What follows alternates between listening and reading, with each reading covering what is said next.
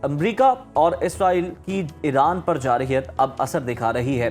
Iran की जवाबी कार्रवाइयों ने पूरे खित्ते में अमेरिका और इसराइल के लिए मुश्किलात खड़ी कर दी हैं। देखा जाए तो 2 हफ्तों से जारी इस जंग में अमेरिकी सदर डोनाल्ड ट्रंप को सियासी और मौशी महाज पर शदीद मुश्किलात का सामना है।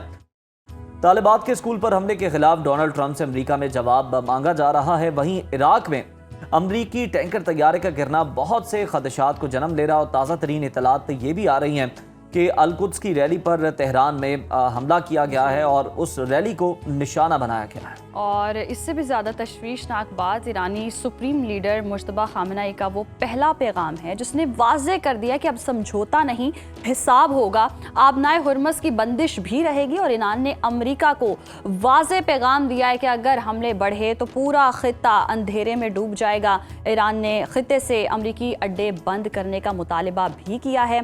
और नाजरीन, इन्हीं तमाम अहम डेवलपमेंट्स पर बात करने के लिए आज हमारे साथ मौजूद हैं दिफाई उमूर ब्रिगेडियर रिटायर्ड मसूद अहमद खान साहब। सर खुश आमदेद, आपके वक्त का शुक्रिया। ब्रिगेडियर साहब, हम देख रहे हैं ईरान की जवाबी कार्रवाइयों से अमेरिका जो है वो शदीद दबाव का शिकार है। KC-135 टैंकर तैयारे का गिरना और उससे कबल F-15 तैयारों की तबाही, क्या ये अमरीकी फ़ज़ाइया के लॉजिस्टिक निज़ाम के बैठ जाने की अलामत है?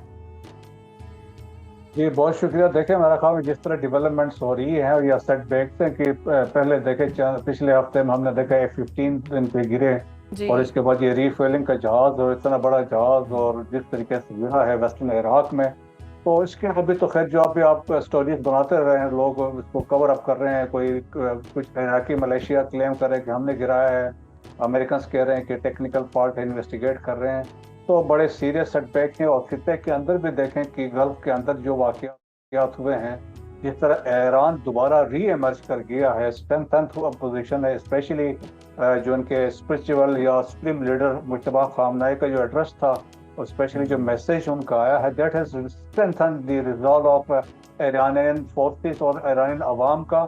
और जिस तरीके से आप देखें ईरान जो centre of gravity straight of Hormuz को यूज कर रहा है, एट द सेम टाइम जो स्ट्राइक्स कर रहे हैं, बेसिस को टारगेट कर रहा है खित्ते के अंदर, उससे बहुत प्रेशर बिल्ड हो रहा है। और अब दैट्स वाई के फ्रस्ट्रेशन हम देखते हैं प्रेसिडेंट ट्रम्प में स्पेशली। और आप देखें कि वो डिफरेंट स्टेटमेंट्स देता जा रहे हैं, कभी कुछ कह रहे हैं, कभी कुछ कह रहे हैं। अभी तो उन्होंने मलबा डाल दिया अपने एडवाइजर्स पे कि जिन्होंने मुझे फोर्स किया कि हमें इससे पहले अगर हम लेट होंगे तो ईरान रिएक्शन प्रीएम्प्ट कर सकता है, देयरफॉर हमने ये इसके जवाब दिए हैं। तो मुश्किलात है यकीन उस पर है, लेकिन बहुत सारे ऑप्शन स्टिल अमेरिकन भी वर्कआउट कर रहे हैं कि हम अभी क्या कर सकते हैं। लेकिन उसमें मतलब कुछ ऐसे हैं ऑप्शन है, सिनेरियोस की बातचीत हो रही है अमेरिकन के पॉइंट ऑफ व्यू से। एक सिनेरियो पहले से चल रहा था, regime change, that has failed. फिर एक और सिनेरियो था मॉडिफिकेशन, रेजिम चेंज के रेजिम यही हो लेकिन वो हमारी डिमांड्स को एक्सेप्ट करे, दैट इज नॉट पॉसिबल। और फिर अभी ये है कि एक खरक आइलैंड है जिस पे अब नजर है कि उसमें 2 ऑप्शंस पे बात हो रही, क्योंकि खरक आइलैंड ये पर्शियन गल्फ के अंदर है और 95% जो ईरान का ऑयल है यहाँ पे आता है और यहीं से फिर वो उसको आप समझते हैं यहीं से इंटरनेशनल मार्केट में भेजा जाता है। तो एक ऑप्शन इस बात पे अमेरिकन गौर कर रहे हैं, क्या इसको हम स्ट्राइक कर दें, और इसके स्ट्राइक करते हैं तो it will have serious catastrophic implications होगी। अगर तेहरान में आपने देखा कि ऑयल डिपो पे हमला हुआ, उसके बाद वहाँ पे ब्लैक रेन की बात की गई है, तो यहाँ तो इंटायर ऑयल यहाँ पे आता है और टर्मिनेट होता है और यहीं से प्रोड्यूस फिर फर्दर सप्लाई होता है। तो सर बिल्कुल, ये अगर निशाना बनाने की बातें हो रही हैं तो ईरान भी कह रहा है कि अगर इस तरह के हमले हुए तो फिर पूरा खित्ता जो है वो अंधेरे में ही डूब जाएगा। मसूद साहब, ईरान के नए रहबर आला का पहला ऑडियो पैगाम सामने आया जिसमें आबनाए हुर्मुज को उन ममालिक के लिए बंद करने का कहा गया जो जारहियत में शरीक हैं। स्ट्रेटेजिकली ईरान इस गुजरगाह को कितना अरसा ब्लॉक कर रखने की सलाहियत रखता है आपके नजदीक? देखिए, मेरे ख्याल में ईरान ने ये साबित कर दिया है कि ईरान बेसिकली इसको कंट्रोल कर रहा है। देखें इतना फियर है, खौफ है, कोई इसको गुजर नहीं रहा है। वो रिक्वेस्ट कर रहे हैं कि हम गुजर, उनके लिए परमिशन ईरान से मांग रहे हैं। That is one thing. अगर इतनी ओवरवेलमिंग सुपीरियरिटी है कोलिशन की जो अमेरिका और इजराइल है, लेकिन वो प्रिवेल नहीं कर सके, सो देयरफॉर देखे कमांड एंड कंट्रोल स्टिल। फिर ऊपर से ये है कि जो इम्पोर्टेंट चीज जो की है ईरान ने ओवर एक पीरियड ऑफ टाइम, देखें उनके लीडरशिप को ये क्रेडिट जाता है कि उन्होंने पर्शियन गल्फ के नीचे और जो ओमान का जो है खलीज है उसके नीचे उन्होंने टनल्स बनाए। सो अंडर वाटर टनल्स हैं और टनल के नीचे उनके मिसाइल्स हैं और उनको वो गदर 3 और 2 मिसाइल हैं वो उन्होंने वहां पे लगाए हुए हैं। सो वहां पे कुछ होता है तो वो मिसाइल वहां से चल सकते हैं। तो वो एक बड़ी स्ट्रेटजी है, अंडरग्राउंड टनल्स हैं और वो उसको कंट्रोल कर सकते हैं। और अभी हद तक हमने देखें कि despite the claims made by America कि हमने इतने जो जहाज थे शिप्स उनके डबो दिए हैं और हम वो कंट्रोल कर रहे हैं, लेकिन ऐसा कोई नहीं है।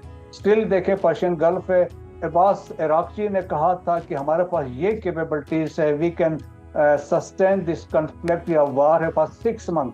तो इसका मतलब है कि ये चीजें हो सकती हैं। और फिर ऊपर से ये भी है ना, अगर उसको आप माइन कर दें जी। और इनके पास वो कैपेबिलिटी है, माइन लेयर में इनके पास शिप्स हैं और स्पेशली छोटे सबमेरीन्स भी हैं, तो वो पर्शियन गल्फ पे जितना एरिया बनता है, स्पेशली दैट जो विड्थ है यहाँ पे 33 किलोमीटर की, उस एरिया में उनकी बड़ी स्ट्रॉन्ग प्रेजेंस मौजूद है।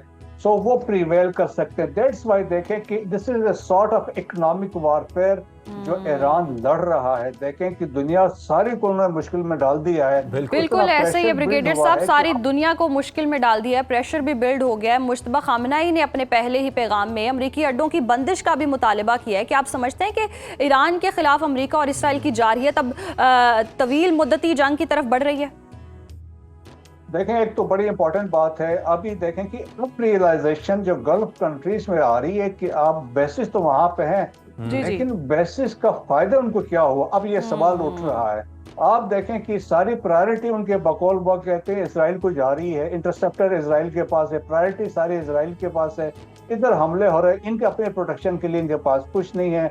और फिर इनकी इकोनॉमी बैठ गई है। आप देख लें कि ऑलमोस्ट बताया जा रहा है $600 मिलियन डेली का लॉस है यूएई और कतर के लिए।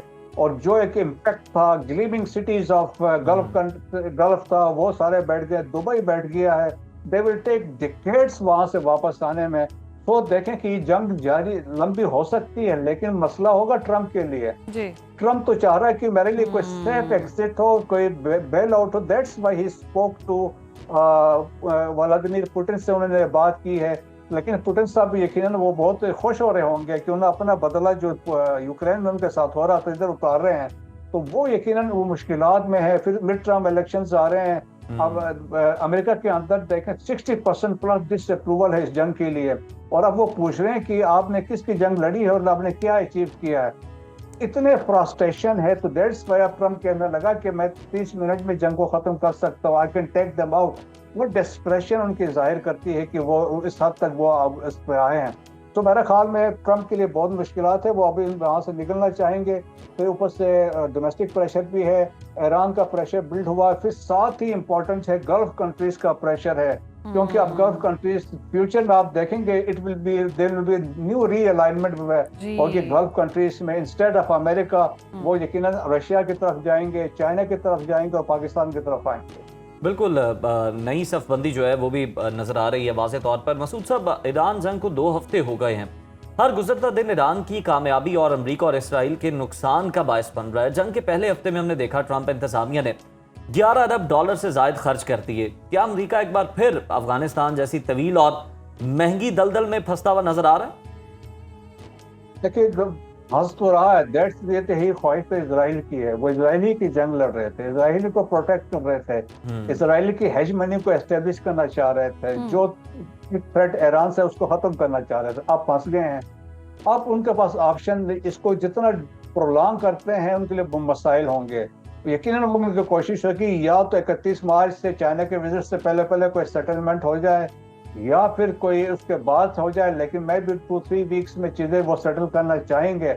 लेकिन अभी आप देखें एक नई डेवलपमेंट हुए। अब ईरान डिक्टेट कर रहा है, ईरान ने अपनी शराइत रख दी हैं। जिस तरह प्रेसिडेंट मसूद पेजेश्कियान ने कहा है कि आप भाई हम अब हमारी सॉवरेनिटी को मान लें कि हम एक खुद मुख्तार मुल्क है, वी कैन टेक डिसीजंस, हम जो चीजें चाहें हम कर लें।